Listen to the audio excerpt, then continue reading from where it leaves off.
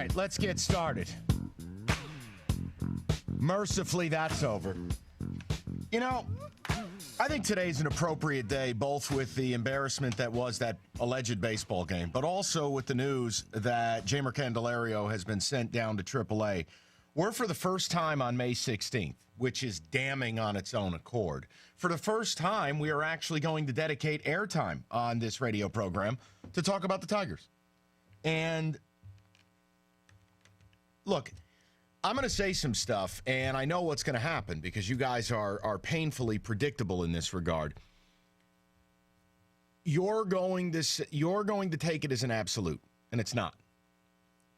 For instance, you can say I'm not enjoying your radio show today at the current time that I'm listening, but that doesn't mean you won't begin to enjoy it at some point. That doesn't mean that you may change your mind a little later down the line, but at this point in time, you could say, you know, I didn't like that segment you did. So when I say the things I'm going to say about Al Avila and the Tiger organization, you have to take it in the same vein. Now, I've never been a big Avila guy. I have major questions, and I'm sorry, but the product that's on the field is embarrassing. It's really, really bad. And I know what you'll say, but their overall record, they're only 5 games under. Baseball right now, specifically in the American League, has never been worse. I think there's 9 or 10 teams under 500 in the American League. Please, just spare me. This baseball team is objectively terrible. And I normally don't take a lot of time to talk about that because they're rebuilding. But boy, I'll tell you something. This don't look like much of a rebuild because you don't have anyone here. And I mean anyone here who's going to be here when this team's ready to win. Not one. Not one. That lineup, I ain't ever seen anything like it. You don't have a positional player that anyone in this league cares about.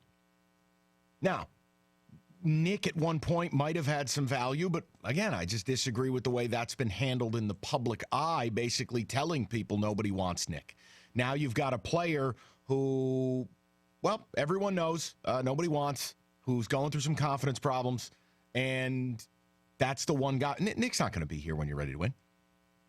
Al Avila took over as the general manager of this baseball team on August 4th of 2015. August 4th, 2015. It's almost 1,400 days ago. In your 1,400 days as the general manager of a Major League Baseball team, you have produced exactly 0 relevant, positional, everyday lineup guys. Not one. Not one. And from the time you made the deal with Candelario, I said it, I got ripped for it, that's fine. He ain't nothing but a replacement level player.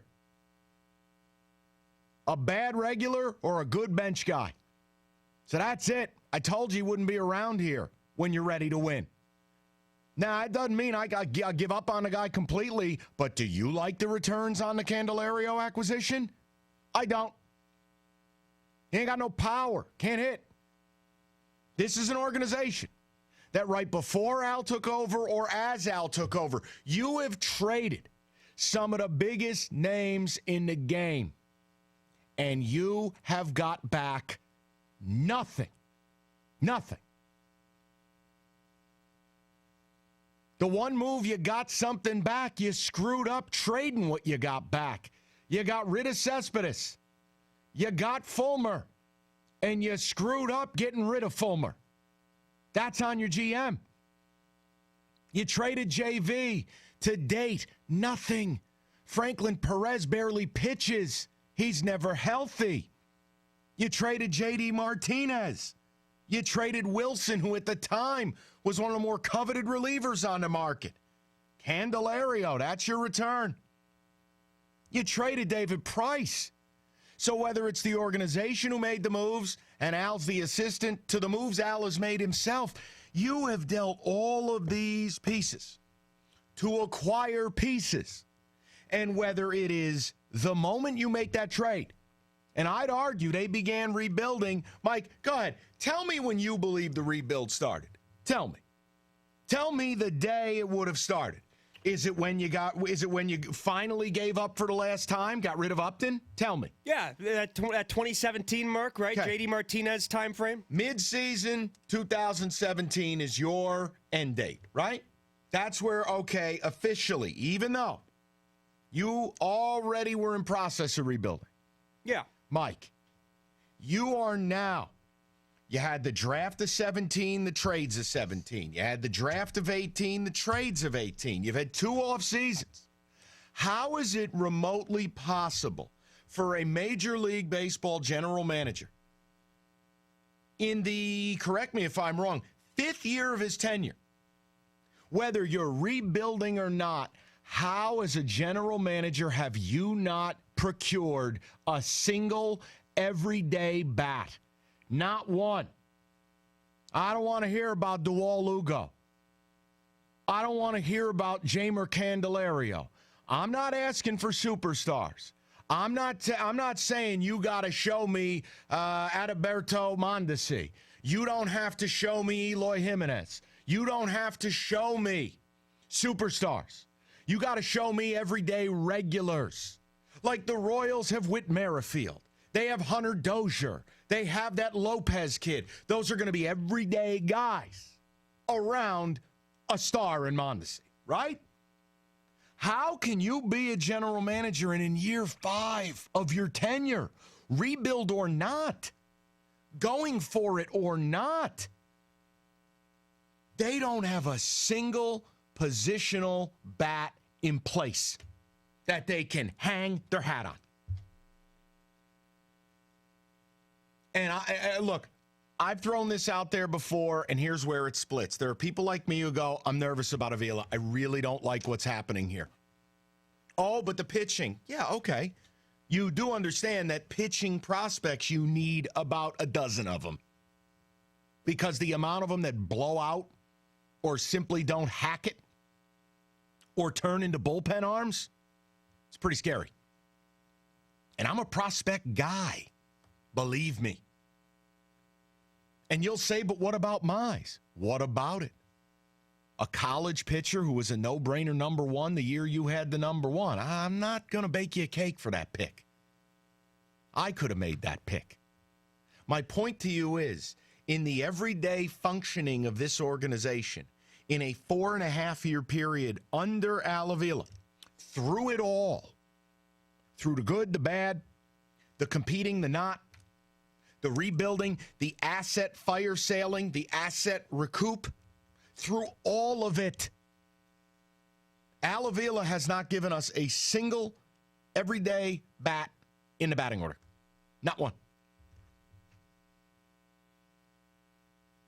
Does anyone else worry at this point that this rebuild doesn't even look like it's started? I mean, seriously. Hey, look, you're going to call in about Bo Burrows. You're going to call in about Matt Manning. You're going to call in about Faedo. You're going to call in about... That's fine, guys. Somebody got to hit the ball. Hi. Thank you, Siri. My God. Listen, somebody's got to hit the damn baseball. Siri's even upset about this. Siri's pissed. It's a sign. Siri is angry. But, I mean, I'm sorry. This is a AAA baseball team. Chris Bassett looked like he was gassed. Guy was out there throwing softballs. You couldn't hit him. You got the second fewest runs scored in all of baseball. You got a minus 67 run differential. It's May 16th. Are you serious? And whether you think it's year 2 of the rebuild, year 3 of the rebuild, it doesn't matter. How can this be the best 9 guys in a batting order that you got? How can that not be a mark on your resume as GM? How? Baseball's a funny game. Guys appear out of nowhere. International guys appear out of nowhere. Some kid you signed in the Dominican at 16 years old, they come out of nowhere. Jose Altuve came out of nowhere, a tryout. This guy blew his arm out, turned into a second baseman, boom. Not everybody's a big-time prospect. As a GM in your 5th year, For this to be the best you can put out on that field? Give me a break.